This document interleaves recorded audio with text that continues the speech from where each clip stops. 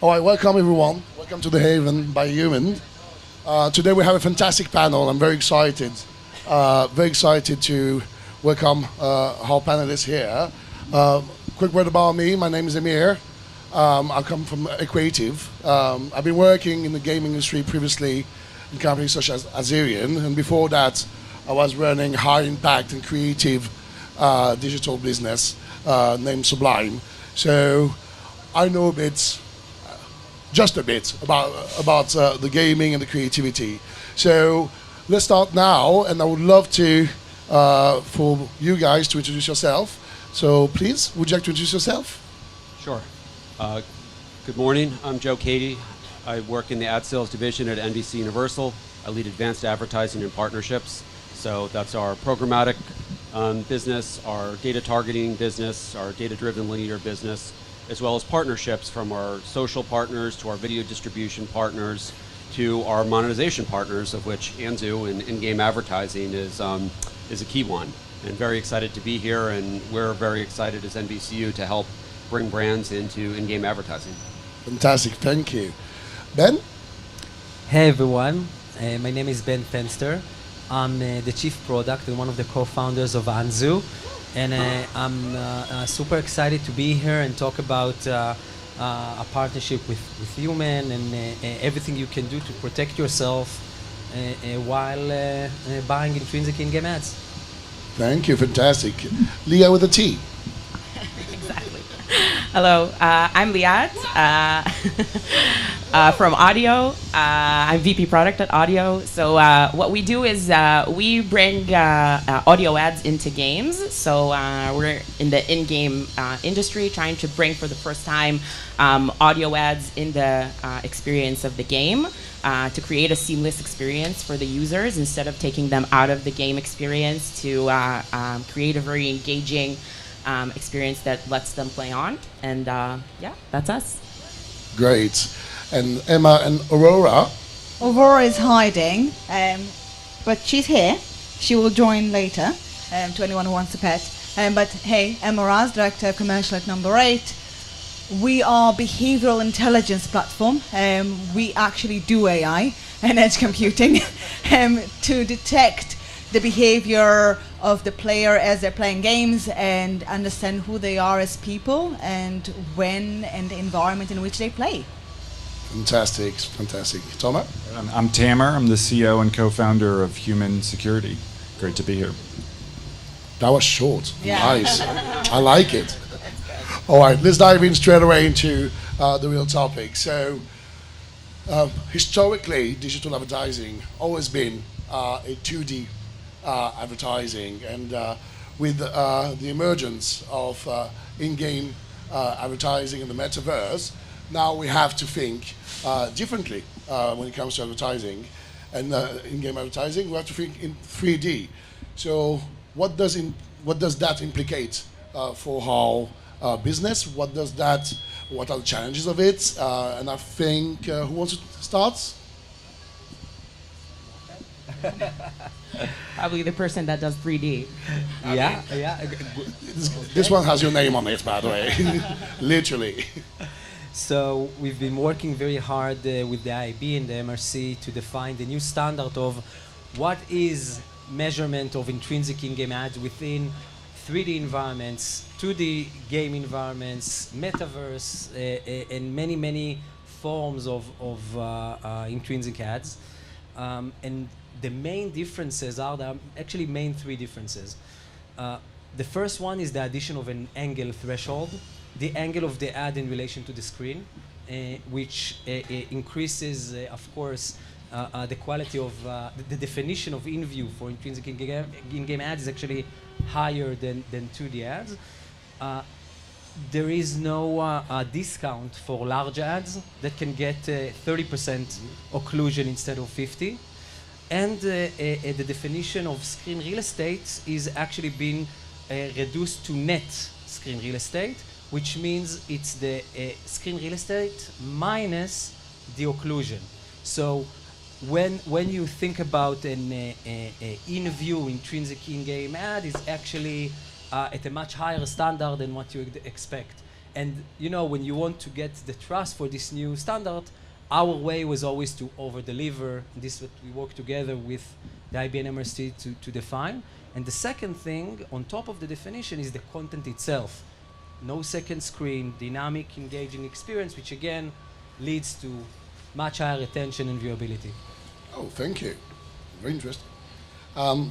Tamara, do you have an opinion about it? Yeah, when I think about not necessarily 3D, but virtual worlds, I think that it's a world made out of code completely, and that opens up huge opportunities for advertising, for changing content, for changing literally the chair you're sitting on, the walls, right? And it also opens up opportunities for measurement where everything is data. I was blown away when Ben early on in our partnership showed the resolution of data in the environment in a console. It was unbelievable. That doesn't exist on the open web today. So, I think I'll say this: the biggest failure in cyber, almost always, is that it's an afterthought in cybersecurity, and you go in afterwards.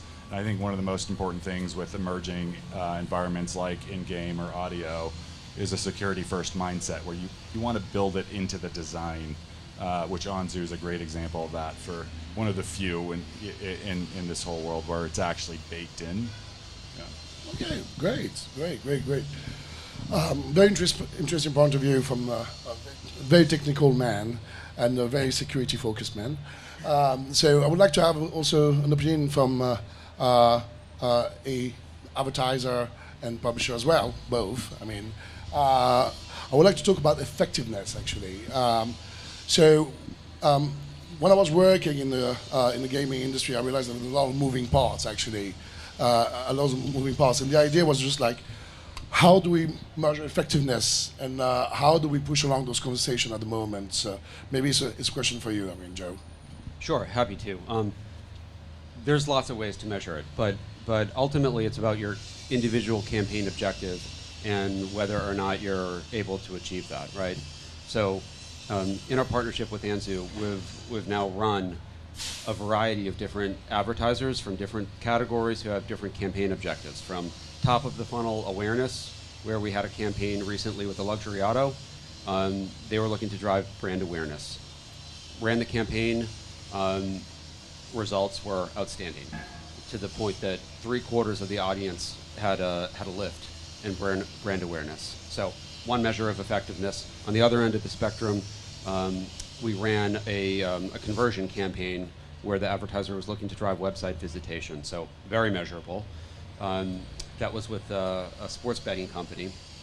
It was so effective that advertiser renewed their campaign and then renewed their campaign a third time, which I think is ultimately the measure of effectiveness, is that you come back and do more together.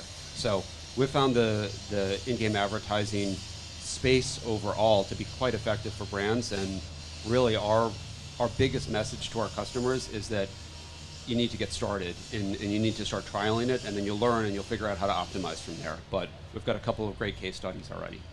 All right. Hey, Matt, do you have an opinion about it? Measurement, always. Well, measurement is one of those things that in every conference we talk about. And it's one of the things that brands always complain about. They always want new ways to measure. They're never sure what they want to measure, and they can never compare it between environments. There is a few, I think attention is one of the keywords that we have all heard and we've all discussed, and I think we have an actual dedicated question for that. I am sorry. The water is gone. And even if we look at that space, there's still a long way for us to go, because even defining what does it mean to us, what can it look, and then understanding how can we measure it at scale in a way that is actually comparable between the different environments, to decide to invest in game rather than to invest in CTV, rather than to invest in traditional audio, rather than to invest in other places, digital out of home.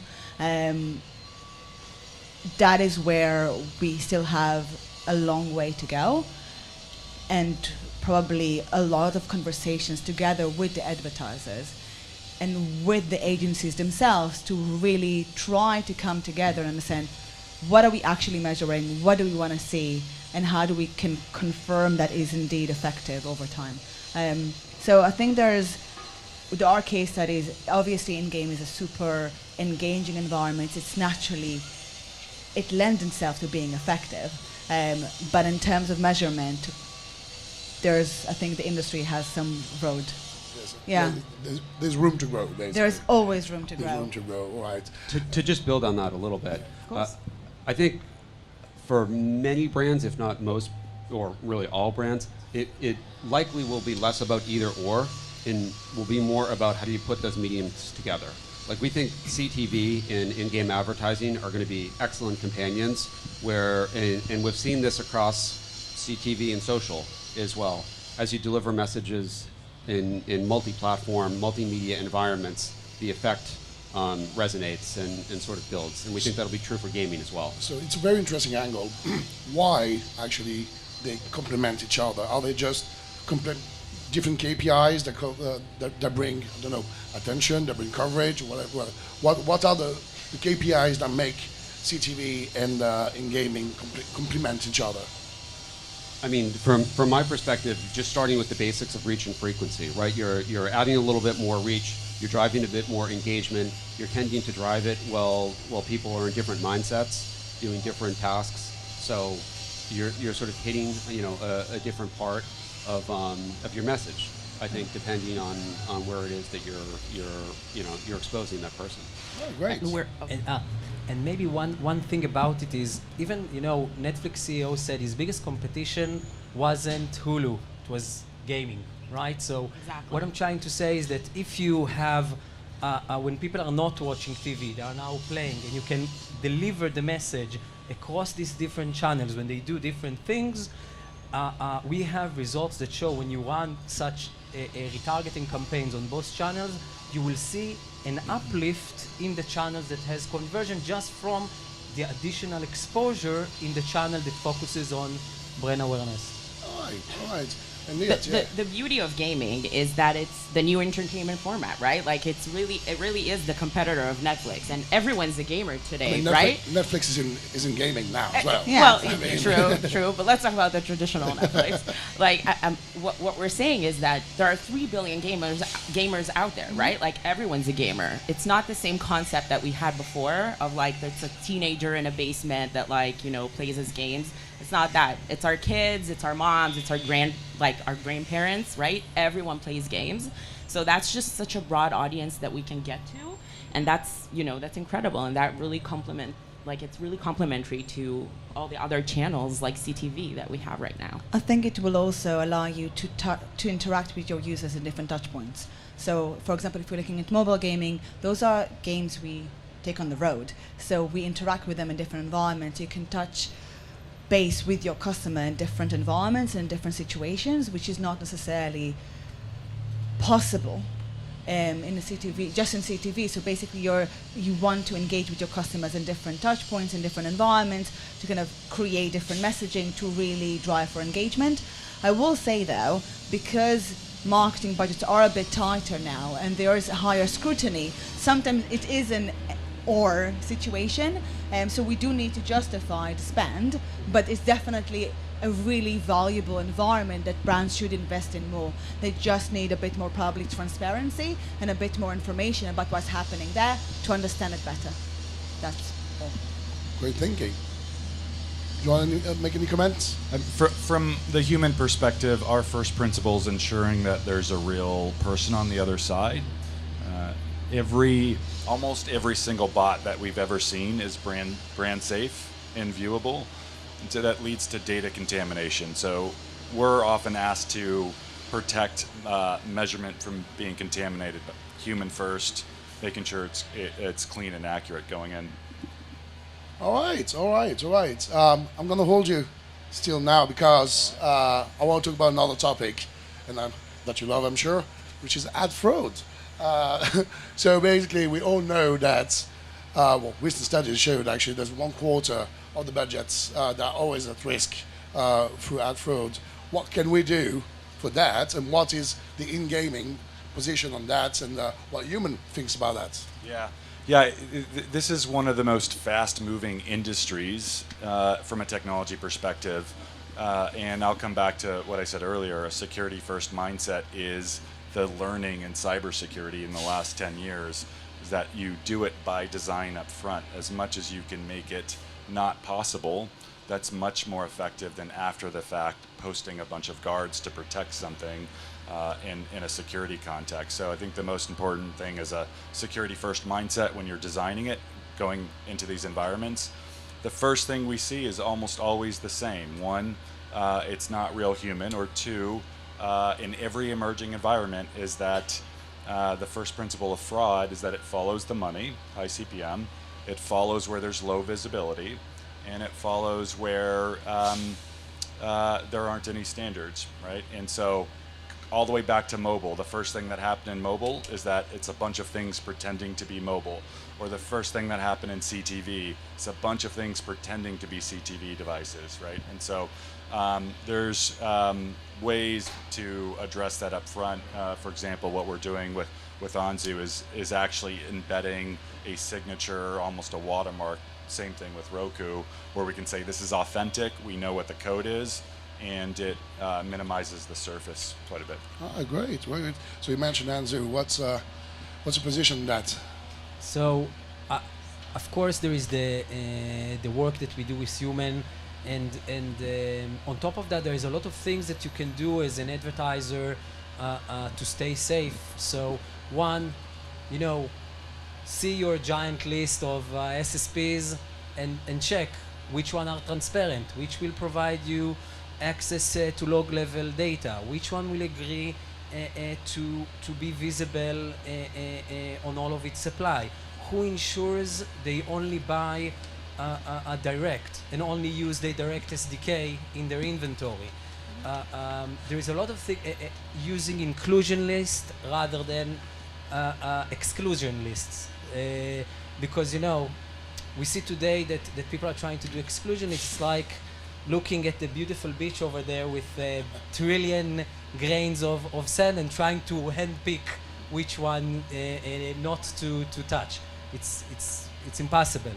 And of course, avoiding made for advertising content. So, and I think this is what's beautiful about gaming, because if you focus on games that are in major app stores, that are reviewed by the app store, both the content describing it and the rating of it and the reviews, and each time it's getting updated, unlike a website or a web game, it must be reviewed again.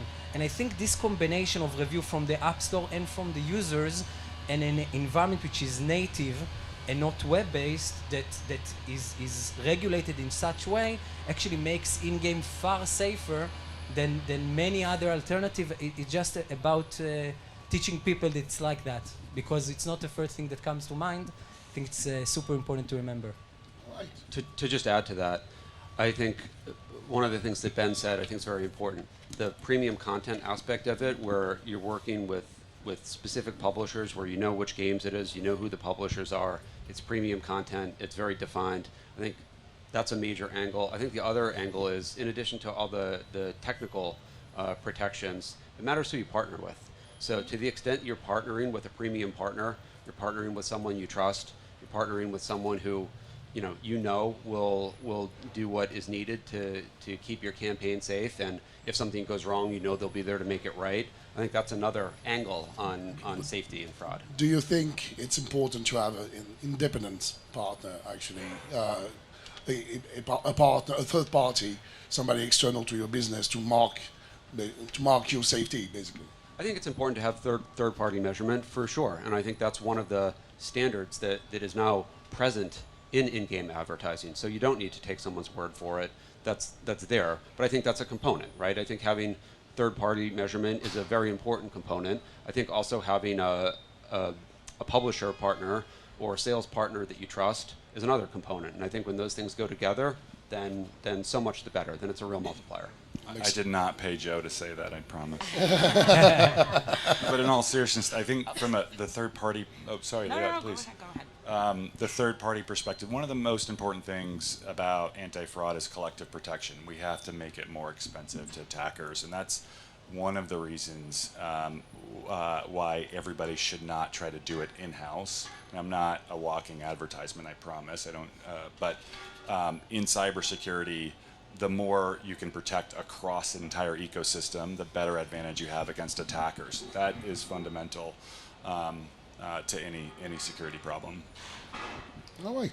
I also want to add that we're at a point that we're kind of lucky, maybe, to create companies after we've learned so much about fraud. So everything that we create in the future vision of the fact that it needs to be very, very protected. So we're buying we're not buying external traffic. Everything is through an SDK. Everything is 100% safe. We're integrating the third-party partners. Let's say like Open Measurement SDK, for example. This is something that is, for example, for us, was embedded in the SDK at the moment that we created it. So it's also very helpful for us that we've learned this from, historical cases of the industry of how much fraud we were exposed to. And we want to make sure that we keep ourselves as safe as possible and to be very transparent and sort of ready for the brands to be able to buy it. So this is something that we sort of like, it's always in front of us. It's always something that we think about, and that will help us as an industry in general, and specifically when it comes to in-game, to make it a safe place for brands to buy. I mean, actually, digital has a bit of a bad rep for being a fraudulent environment, but that's mostly because of the traditional aspect of having a lot of stops along the way, and the more stops you add, the more chances for fraud along the way can happen. Like, there's just more room for error. The more direct you are, the less chances there are for fraud. That's just natural, and therefore in-game probably has very little fraud, at least in its current incarnation, because it was designed this way in the get-go. It's just really direct, and therefore there's very little room for fraud from the beginning. So it's actually quite a safe environment overall, while digital will still have fraud, and we will continue battling it, or the industry will continue battling it for years to come. I mean, yeah. Some people need a job as well. Exactly. Fraudsters need to make money too. All right. So, we're talking about ad fraud. Let's jump on another topic, which is dear to my heart. Attention. Attention is dear to my heart because I work with all the big 6 agencies. I work with lots of direct advertisers, and right now, attention metrics are becoming a hygiene factor, actually. In gaming, we studies show that in gaming, users are exposed twice longer. Do you want to have a little take on that, Emma? Sure, no problem. For attention, so one in-game, when we talk about in-game, we also need to talk about the formats, because different formats will have different, attention will mean different things. Attention to an audio ad is different than attention to a digital billboard inside a game. It's different. And so that's one. When we talk about attention, we need to understand attention to what? What do we mean by attention? Probably IAB, if you're here, define it. So if we can define it, that will already be one step closer to measuring attention. And then I will call to all of the agencies you work with so that we can gather around a table and try to understand how we're going to measure it across different formats, and design for it. Obviously in-game, because it's a super engaging environment, it's naturally lend itself to get more attention, both for audio, both for more in-game, like I'm trying to digital in-game or billboard in-game, or I'm 3D ads, thank you. Sorry, someone help me. 3D ads. IB selected the intrinsic ads. Intrinsic, thank you. So I will... Should we just call it in-game, no?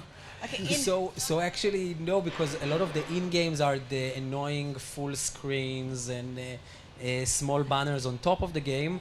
These are the category of in-game, so to differentiate, they place it intrinsic. We try to get it to in-play, but they say it's too resemblance to gambling, so they selected intrinsic. I think in-game, intrinsic in-game, fair. I think some people are now using around the game for the banners and all of that. So Nice. Thank you, Eon. So to help differentiate. But And that, I think, will get us one step closer. Obviously, when you're looking at high quality content, you're already grabbing people's attention, and therefore it's very likely and it's logical that people are paying closer attention to the ads as well, and that just by proximity. So if you have great content, the brand wants to be associated, people will pay attention to it. If it's relevant ad, even better, people will pay more attention to it. The more relevant you are, usually you'll grab the user attention. That is just behavioral psychology. It's not anything new. And if we want to measure it, there are multiple ways. Primarily what we're looking at is how to leverage sensors and how to leverage the actual device. Now we'll say again, like in different computing technologies, to measure it better, and to actually understand how players engage with the screen. If the movement of the screen changes when they're holding when they're seeing the ad versus when they're actually playing, if anything, those micro movements can really be very defining in terms of determining the attention people are paying to the ad itself. Environment is key. Environment is key. Basically, use new tech. All right. Talking about environments, Joe, what's your take on premium environment? Because, I mean, NBC is quite a premium environment. It is, and again, to draw the parallel between CTV and in-game advertising, I mean, the level of content quality we know from decades of television, the higher the content quality, the more engagement it naturally drives. We think the same is true of premium intrinsic in-game advertising as well, where if you're in a premium game, you're surrounded by premium content and you're in a naturally engaging environment. You're playing the game. So I think it's pretty intuitive actually that you're going to have high attention there and probably high recall and association that goes along with it. So we're not surprised by that at all. That's part of our bet on why CTV and in-game advertising are good companions in a campaign. Great stuff, great stuff. Somebody wants to take a jab at this question? Maybe just to add that there is, I guess, just because of the format itself, a huge opportunity for attention, because, you know, when you play a game, you're constantly engaged with the content, lean-in experience, no second screen, which is, today you can't watch TV without being on your phone, or being on your phone without having the TV on, or doing something else. So, you know, and in a game, you just can't do that because you lose the game, right? So, and the additional factor where the ads change in orientation, shape, and size throughout. Dynamic. So let's call it our internal mental ad blockers.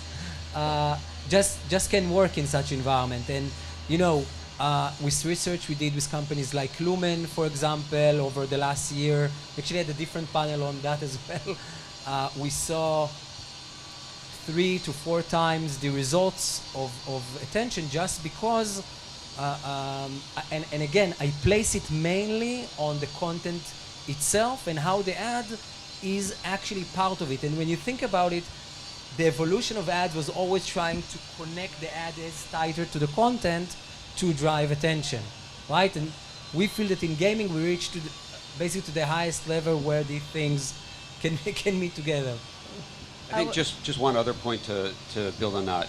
I think the other thing that was so interesting to us about the Anzu platform was that the publishers were actually choosing where the ads were going to go in the game. So you had the game developer who knew the game the best, who had designed the game, figuring out how to natively insert so that it would be organic to the game. And I think that's also particularly, you know, driving of attention. I would actually add to that. I think what we're seeing here is really relevancy, because when you decide, when you're trying to connect the ad to the environment, you're trying to make the ad relevant to that environment, and that's really what grabs people's attention. So if we're looking at research, we are exposed to about 6,000 ads a day. Our brain automatically blocks everything that we don't need because it's a processor and it protects us from overheating, really. We're just blocking information we don't require. The more relevant we can get the ad to be to the user at that point of time, the more likely we are to grab their attention. A great way to do that is by connecting the game environment to the ad, or by being something relevant. A great way is also understanding the player, understanding who they are and what they're doing to grab their attention. That's all layers of basically becoming more effective and becoming more relevant and useful to the player. Because the more useful you are to them, the more they like you. Totally agree, and we have actually a great example exactly for that. When we launched our, again, years ago, when we launched first the programmatic ads, and these personalized, localized ads per user, what we saw that in environment like an open world, you had games that placed fake ads just to make the world look realistic. Yeah. So in some games it would be, because the developers were Russian, they would put Russian ads across the entire game. So when you walk there, you're just not used to seeing it. It feels a bit foreign, but imagine that if you're from the UK, you would see a Tesco ad instead of a fake Russian ad in your language. You feel, I'm not going to claim it makes the game a whole lot better, but it makes the game 1% better, more localized and personalized. And I think it's the first time we managed to create a format that makes the content 1% better. I agree. And I think that imagine that you see the Tesco when you're already hungry and you've been walking a lot and you're outside and then you see and it's really hot outside and you see an ad to get some an ice cream out of the Tesco. So imagine you can do that. Right. We can. I know we can. The entire topic that we're talking about here when it comes to in-gaming is the fact that the ads are not annoying. So just by that fact... Not intrusive. Exactly. Just by that fact, the users are just more engaged, they're more open to see or listen to the ad in our case. And that already makes the attention better and the state of mind a little better for the user. So, talking about attention being a hedging factor, that brings up to talking about standards actually. It's a new industry within the industry. The IAB, the MRC last year set new guidelines for in gaming. Was it needed? Who wants to take a jab at this one? I'm happy to start. I mean, I think it's part of the maturation of the industry, in that there's third-party measurement in the industry. There's now industry-level standards. I think those are all things that reduce friction for advertisers, that allow them to start to test new mediums with more confidence, because they don't need to figure out every step on their own. There's a common set of agreements to go with it. So I think it's going to be very helpful. And do you think? Quick question: do you think there are other things that needs to be done, or for now you pretty satisfied with the new guideline?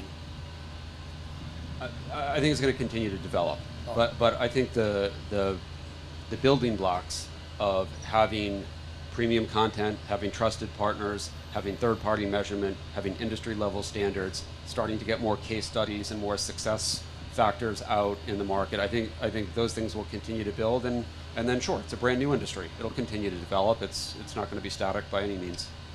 Yeah, I agree with Joe. The industry's very young. It's 25 years old, right? Finance is over 250 years old. We're finally getting to a place where we have real standards, real best practices. I don't think we need more standards. Well, I think one of the missing gaps is visibility on the standards that we already have and how well and consistent they're implemented. And sometimes it's mind-boggling to think that there is nothing that actually programmatically measures compliance to standards across the industry for anything in the supply chain. We're doing a study right now with large advertisers on how much standards being implemented affects risk on advertising, fraud, quality, return, that kind of thing, because it's a really important gap right now. All right, great. Emma, what are your thoughts about it? I already mentioned it before because I said attention, right? That attention could probably be used, use a definition and some standards. So if this is the way that we want to measure, we probably should define at least that. I'm not saying necessarily we need a million other standards. Sometimes it's more about understanding what those mean. understanding the implementation and the practicality of it, because sometimes you write something on paper and there's a million one ways that someone can read it, like the law, and the implementation of it is slightly different. So we need kind of case law for standard maybe, to try to interpret what it means and what does it look like in the real and in the environment. I just put it to like take it to for a test drive and see what it looks like. But for me first, probably attention could use some standard at least so we can take it for a test drive for real. All right, and on the audio part, actually. Yeah, that's a great question, and I wanted to add, like, everything that's new is scary, right? Like, if it's new and I don't know it, then I'm sometimes looking for like external validation or like the standards and how to do it. And what was released now by the IAB is very much relevant to intrinsic in-game that is more visual, like the 3D world. And in the audio world, it's even newer, right? Like this is a standard that doesn't exist. And I think that can give a lot of confidence to advertisers if those standards will be actually created. Like, what is an audible ad? This is something that we are working on actively also with the IAB to try and understand, like, what does that mean for an ad to be audible? And I think that if this standard will exist, and this is something that the advertisers will know, it will also give them a lot of confidence to actually run in those environments. So we're definitely, I actually think that a standard is sometimes like, we don't need to like work for the standard, right? Like it's not just to have a standard for the standard, but that gives a lot of confidence. And this is something that I believe that in new industries we should definitely create and actively working on it. One thing I forgot is probably first-party data. One of the things we are missing because of the transition for privacy-first environment or privacy-first regulations is how do we create first-party data? How do we send it? What do we do with it? The IP did work really hard to release a seller-defined audience framework. It didn't fully succeed. Let's put it this way. I'm sorry.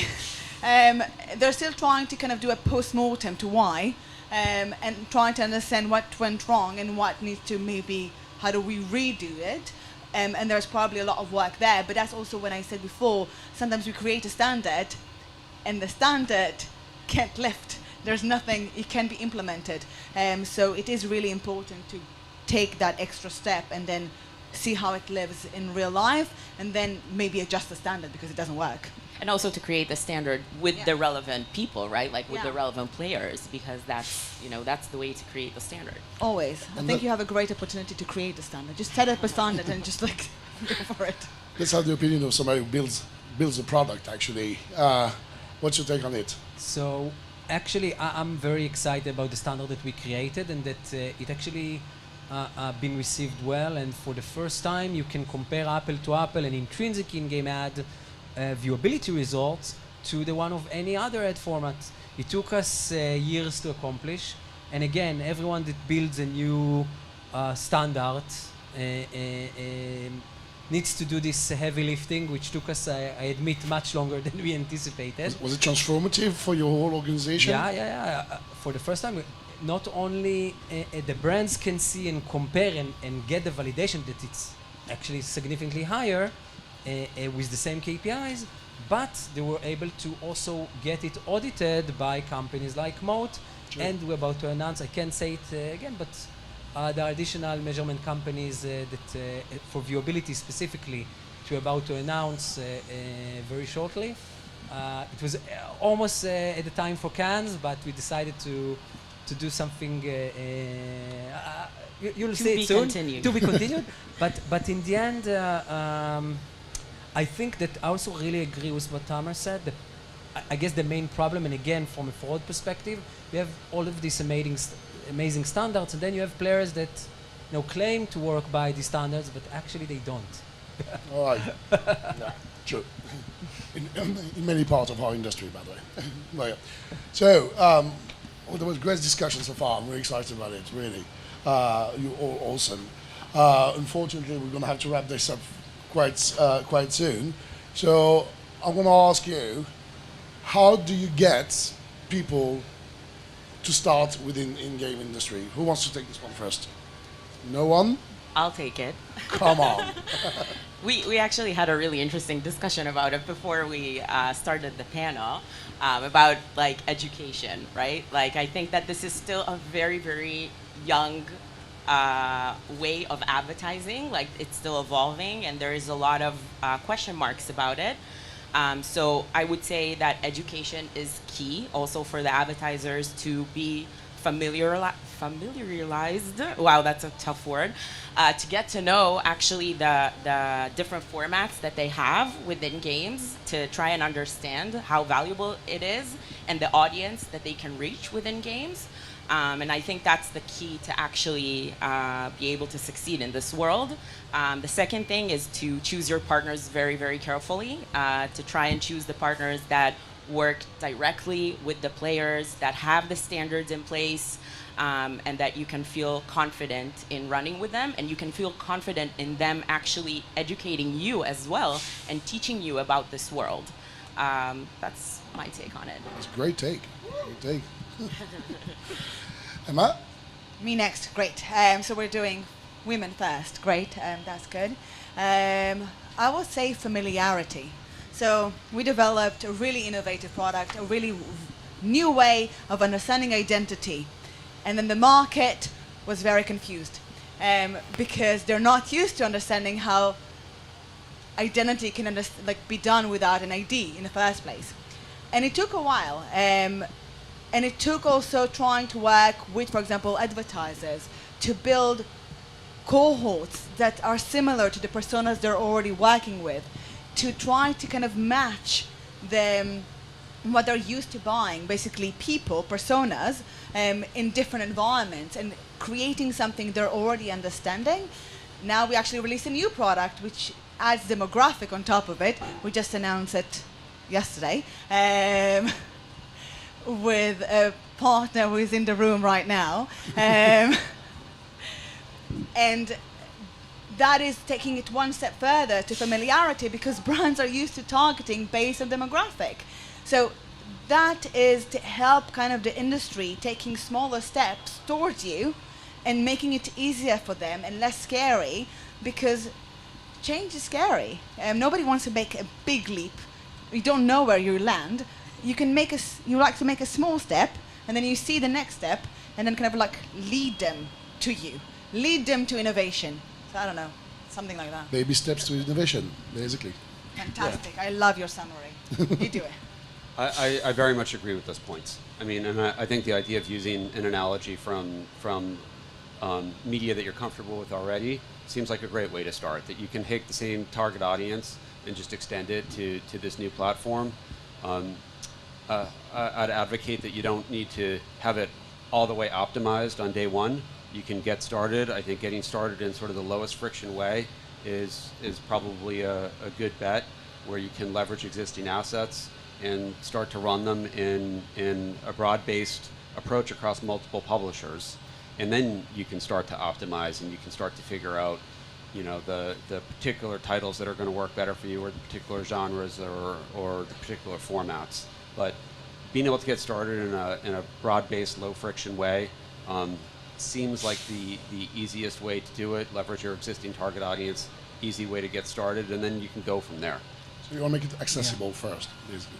I think so. Yeah. I think once brands start to participate in in-game advertising, I think they'll start to see the results and they'll start to learn. But it doesn't all need to be figured out on day one. There's room for innovation and exploration. Great stuff. Yeah, I completely agree with Joe that advertisers are hungry. They want to engage in new areas.